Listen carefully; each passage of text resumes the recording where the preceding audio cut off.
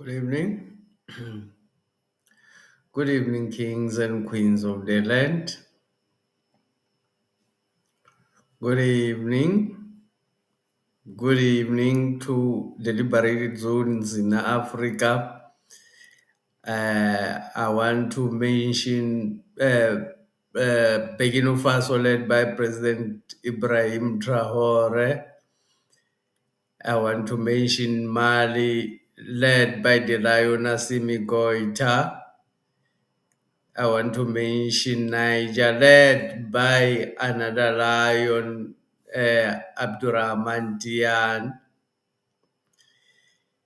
Let me greet the people of KZN. Let me greet President Zuma, the MK party, and salute them for partially liberating KZN. President Zuma and the MK party won KwaZulu-Natal during the elections. In actual fact, President Zuma won the whole country's elections, but because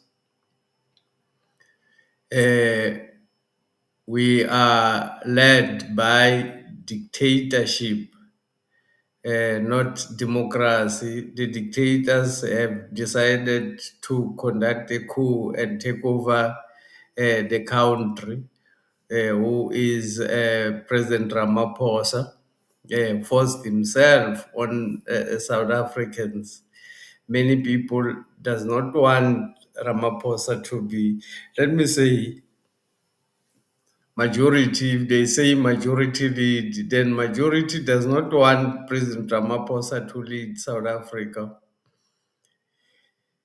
Today, in discussion, ladies and gentlemen, kings and queens, the royals, we're talking about President Zuma appointing a second deputy president. Some people may ask themselves, so why am I not talking about the Madlanga Commission and what is happening in the Madlanga Commission and committee? The ad hoc committee which is investigating into the corruptions which has been revealed by General Ntanta Mkhwanazi. The corruption is huge. It's been revealed by the still brave men and women who can tell the truth and who are prepared, who does not even care to die for the truth, who does not even want your money. We still have those South Africans. There are those South Africans who does not compromise the truth for anything, who would die with their boots on. They don't even mind dying if it's for the truth. I had the witness be testifying at the Madlanga Commission saying only worry was she was gonna die and the people were just gonna label her a death in a negative way without actually finding out that she actually died for the truth. She says, I know it's not like my life is safe now, but if I die, South Africans will know what happened to me. At least that is something. I thought that was something. So many people may wonder, why am I not talking about all of those things? All of those things are just drama. It's actually when you want to take yourself out with your family or your children to watch a movie, that is what you can actually sit down and watch, because that will not end up anywhere. It's actually a gimmick started by those who don't want to account, who does not want to be responsible. They are just kicking the can down the road. In the right English, they are just kicking the can down the road so that they have time to play with our minds.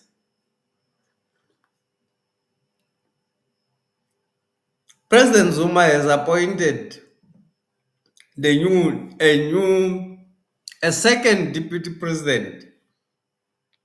Quite important. This is quite important. President Zuma has chosen to take a different approach to defeating imperialism than what Traore and, let me say, the Sahel states. The one who started all of this is Assimi Goita, President Assimi Goita of Mali, is the orchestrator of all of this. President Zuma has decided to take a different approach. Precisely, let me explain some of the reasons why President Zuma has chosen the approach that is taken, not the approach of armed conflicts or war right away. President Zuma is not coward, um, and is not afraid to fight a war. But he's got reasons why he chose the approach that he took. First, when you go to a war, you need young people, especially young men. You actually need more young men. The young men that are needed to go and fight a war are already in very few numbers. Sensible young men are in very few numbers already in South Africa, because most of the young people are on alcohol, most young people are on drugs, the nyopes, and most young people are in prison. There's quite a lot of those who are in prison. Most young men these days they prefer um, same sex relationship. There's quite a lot of that influence. So you need young men to go and fight this war who are already in strain. The black man, as he is an endangered species. They want to finish but with the indigenous people in Africa. They wish the indigenous people does not exist in Africa or in South Africa. That's what they wish for.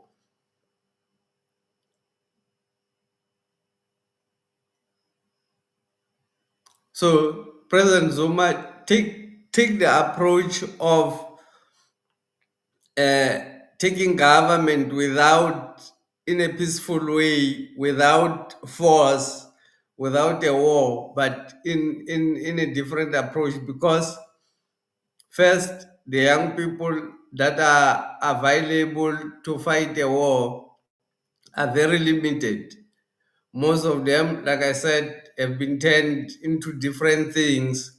That's why South Africa is so tamed. That's why there's not even a strike. There's nobody who is fighting against the government at the moment, because young people are tamed. Ibrahim Traore was talking about when he was addressing a gathering about science and technology. He spoke about young people who have been made to dance instead of doing progressive things that would change their countries. Uh, Young people have been socialized or have been made to work less hours uh, in order for the black people not to create anything The rest of the time you lazy around because you are not supposed to be working. You are supposed to only work for 8 hours according to the law. The rest of the time you are going to be lazing around. So it's one of the things that is taking Africa aback. That's what President Ibrahim Traore was saying. President Zuma is going to visit Burkina Faso. I know I sound like I'm everywhere, but I'm going to, this is what I'm cooking. I'm going to put it together at the end of the day. President Zuma is on visit to Burkina Faso. But first, let me explain the second reason why President Zuma chose the approach, because I think this is important. The second reason why he chose the approach is you are creating a population, a psychology of war among your people, among the young people. When the young people have been soldiers and at war maybe for more than 10 years, and now you want them to stop fighting, you won't be able to change their psychology. You are going to need a new generation. You are going to need a new generation of people whom their psychology would be building, not war, because the psychology of war is very difficult to remove in anybody when they have been, all they know is fighting. So you are creating a nation of violence at the end of the day. When the guns, when you don't want the guns anymore, the guns will still continue because all they know, the people that you've created are the guns. So the population as well, the population is going to go on decline when you go to war, because the young people who are supposed to marry the young women are going to be killed as war casualties.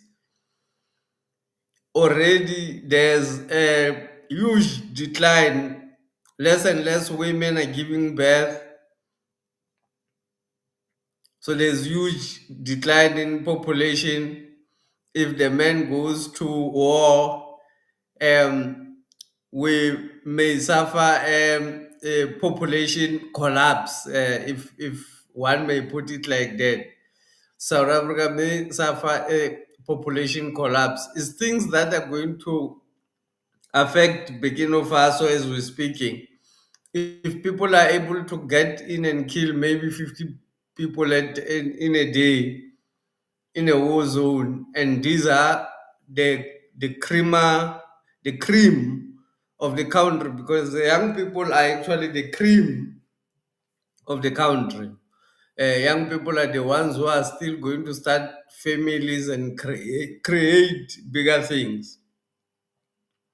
So if you put those in front and create and make them become violent, then it may be difficult for you to change that psychology to heal them from being war lords now to become people who are creators, because at the end of the day you need people who are creators. So it may be it would cause havoc and population collapse if young people are killed in the war.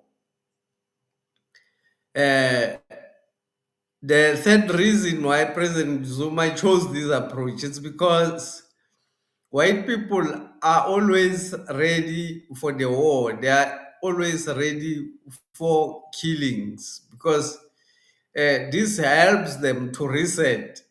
At the end of the day, you are going to die in numbers, and a reset will happen. They will come.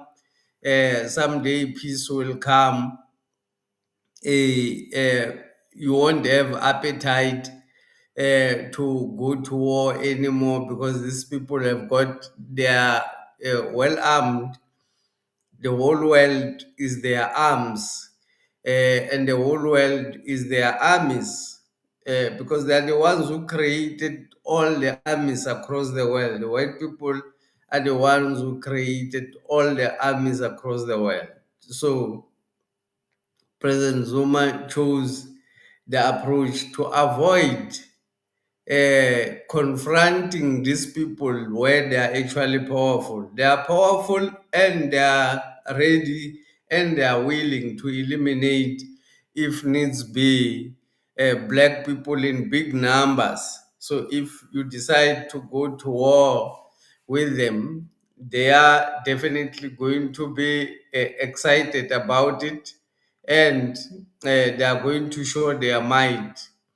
Let us understand that what we're talking about here, we're talking about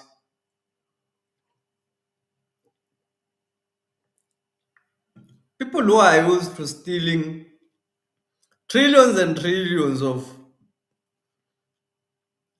uh, rands and dollars, trillions of dollars, which are getting stolen in our land.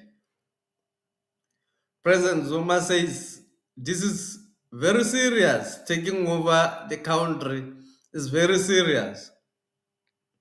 His approach may be a little doubtful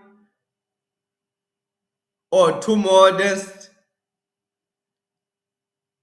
and too graceful and too believing. But his approach is noble. At the end of the day, he is an honest South African who want to rescue South Africa from the white colonizers. So President Zuma has appointed Tony Ngeni as the second deputy president. The reason President Zuma did this is because Deputy President John Lope, who is in parliament, who is the head of the MK party in parliament, they want to they want him to focus on legislation. They want him to focus on the on parliament and running the MK party and making it more effective in parliament, and looking at the laws, which laws has to be changed, which laws has to go, which laws can stay.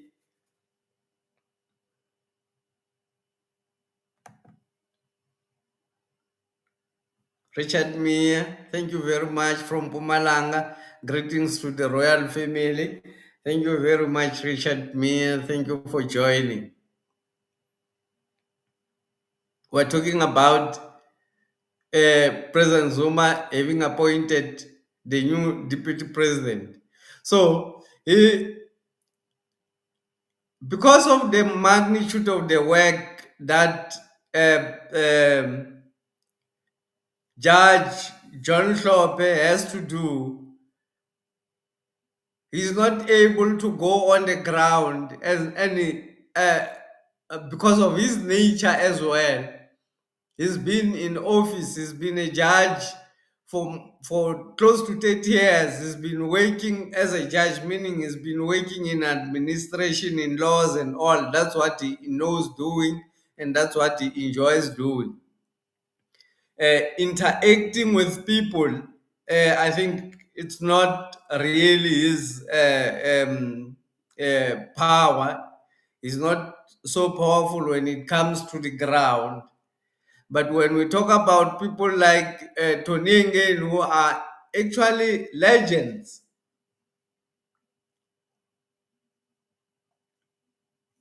the people who are appointed by President Zuma this time around, Tony Ngeni being the legend of the struggle, who knows exactly what is needed to actually defeat the white system. So President Zuma appointed Tony Ngeni to focus on the organization, the MK party, outside parliament, because the campaign that has to be carried out throughout South Africa needs a person who is there full time to go and work. So President John Shope has got lots of work to focus in parliament, that he does not even have time. He's got little time to go out to see the people. Tony Ngeni is the person of the people.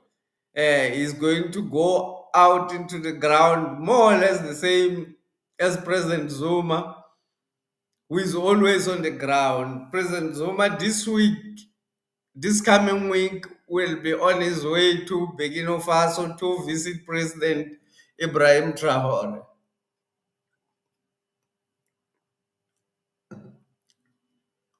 That's what they announced in a media briefing.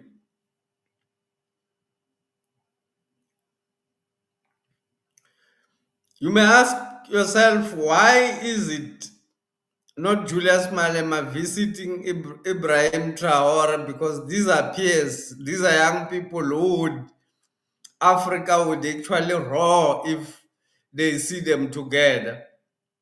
Africa would actually be excited. All Africans would be excited if they see Julius Malema and Ibrahim Traore. But Julius Malema is not going to go to Ibrahim Traore because he's compromised, he's a sellout. He's together, he works together with the ANC of Ramaphosa, and he works together with the Democratic Alliance. They are all working for the same master. They are all funded by the same master and working together for the same master.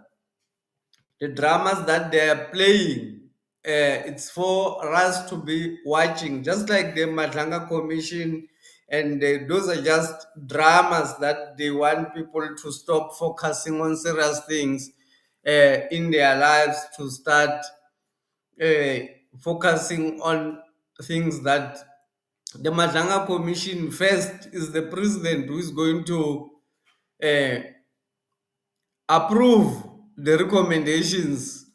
The president has got a prerogative to approve the recommendations, to say the recommendations can be implemented. If it does not want the recommendations of the commission to be implemented, then that's the end of the drama. And probably that's what he's not going to do. He's not going to implement. Obviously, if you are a sober South African, you can see, or you know, that actually President Ramaphosa is implicated in all of this dirty stuff that is coming out at the moment. President Ramaphosa is actually implicated in many ways than one.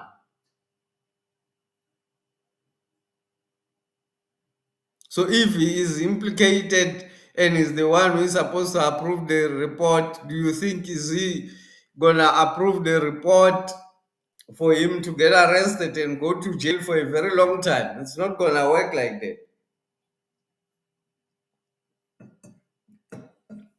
Even if it was me in his position, I was gonna defend myself. Going to jail, nobody wants to go to jail.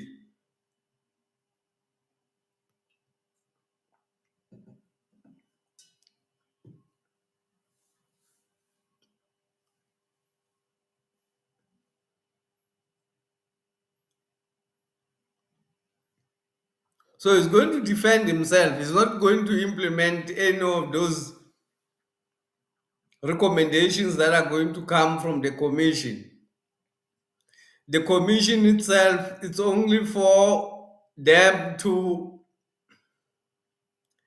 give their comrades or their people some money to enrich each other using their government money. Because at the end of the day, that 147 million is going to be spent. Up to a billion was spent in the Zondo Commission. Even today, the recommendations of Zondo Commission is never implemented. Even in the Madanga Commission is going to be the same. So it's actually a game that they're willing to play, taking your attention uh, to watch a drama, telling you about things that have happened in the past instead of taking these people to jail, narrating how they steal the money, how they hide their things, all of those things. And at the end of the day, you're gonna feel like you are in a movie. You are not gonna take it serious at the end of the day. You're just gonna feel like you are in a movie. That's why we're actually not doing anything about it. It's because it's just a movie. It's not going to result into anything. So it's just a movie which they have created to take people's attention, to ensure that people does not pay attention to the real stuff that these people are doing. While we are concentrated on Madlanga Commission, Ramaphosa goes to take a trillion rands loan from the IMF, from the World Bank. President Zuma wanted to implement nuclear energy solution in South Africa. The whole country strike against him. They said even people who did not understand what is nuclear, they said nuclear was dangerous. Now, because it's funded by uh, Europe, now because they are going to create slaves out of us, our children are going to be paying the Europeans for energy and electricity which they are producing when they are on, even if at the end of the day, this is a loan. Even if you are on solar, at the end of the day, you will pay the loan. You will be part of the repayment of the loan, which is created. At the moment, Ramaphosa creating loans for the future to bind, to put in bondage the future children, the future black people. The new way or neo-colonialism, the new way of colonialism is debt. If they create a debt for you, senseless debt for you, then they will be collecting just like when they are here and you are working for them as a slave. When you are working for them as a slave, you are creating money for them. When you've got a debt, wherever you are creating money for them. So the whole country, the whole South Africa will be in bondage while we're watching the Madlanga Commission.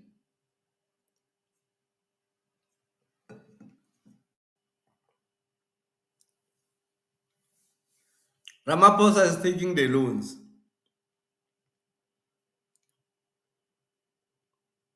amounting to trillions of rands, creating slaves out of our children. Whoever will be here in the future is going to be owing the Europeans. If it was Russia, by then they were going to. President Zuma had a deal with Russia for build and operate um, strategy, if I may call it like that. Russia was going to build for free and operate it for a particular period while transferring skills as well. And then at the end of the day, hand over the operation of the power station into to black people. But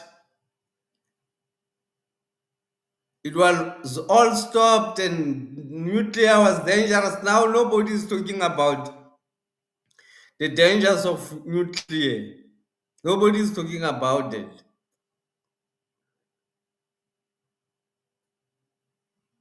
So, President Zuma, our only solution, who is a gift from our ancestors,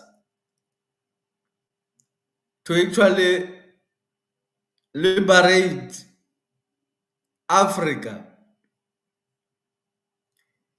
He is spending more time going around the kingdoms in Africa, not only in South Africa. He's spending around his time talking to kings in different parts of Africa, talking to indigenous people to call for unity of purpose. It has never happened since the start of the wars between black and white people that black people faced the European in a united manner. It has always been the African being fragmented and facing the war against the white man. President Zuma is going countries in Africa. This coming week, he will be in Burkina Faso. He's not only going to meet President Traore, he's going to meet traditional leaders. They are going to talk about the strategy that has to be implemented, the strategy of leadership that Africa has to adopt to lead its people. President Zuma and Ibrahim Traore are leading that discussion. They are already steps forward, steps ahead.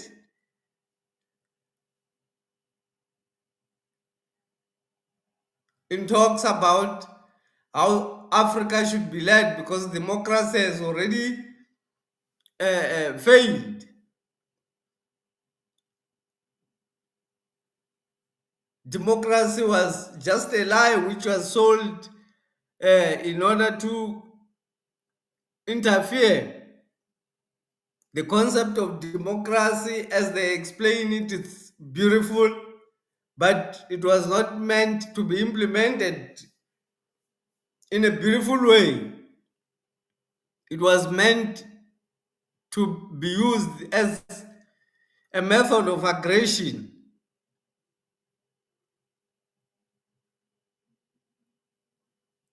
So a new strategy has to emerge for Africa, for Africans to lead its people. President Zuma is in the front of actually coming up with a practical strategy which all African countries can implement to lead its people. He's going around with the kingdoms in Africa with the people who are aligned to the total liberation of black people. In actual fact, Africans themselves have already freed themselves. The young people have already freed themselves from this bondage. But the structure still remains. They still have their dogs. These people still have their dogs among us.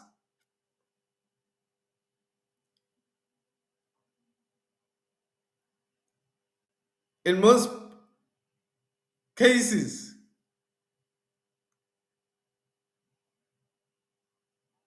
they keep us fighting against each other.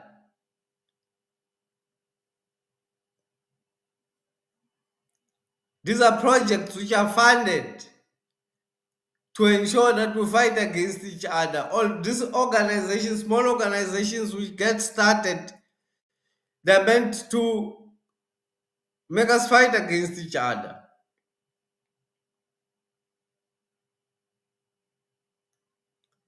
And all this drama which is created at Majanga and the ad hoc committee, all that drama, it's only created for us to lose the focus so that we don't talk about removing Ramaphosa.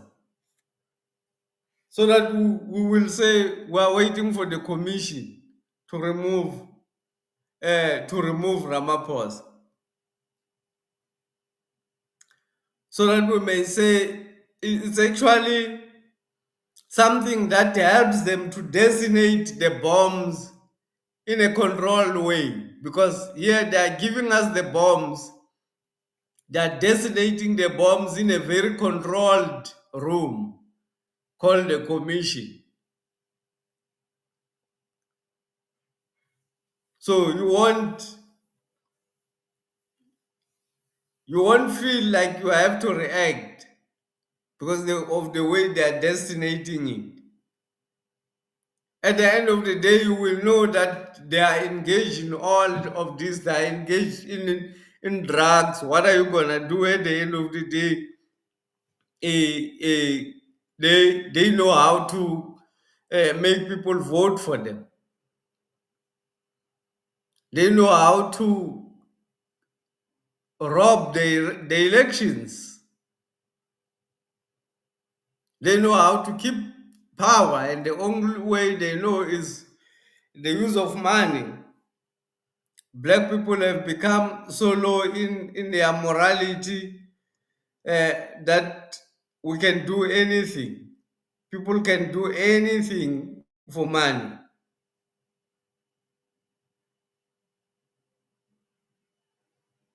We've become so immoral because of money, so inhuman.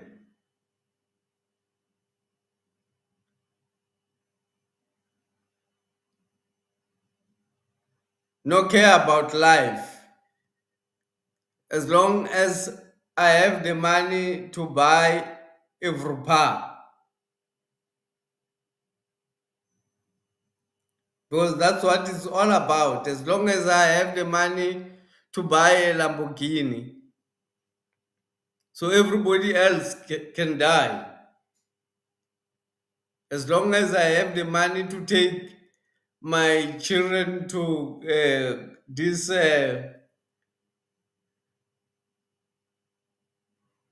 what do they call it? This children's place,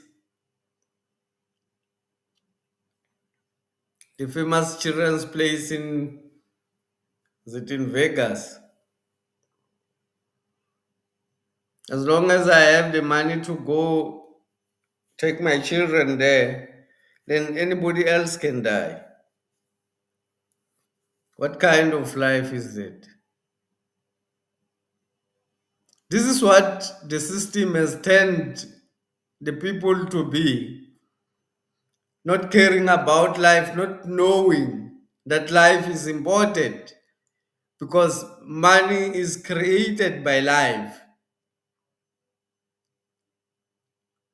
and money is created to help life.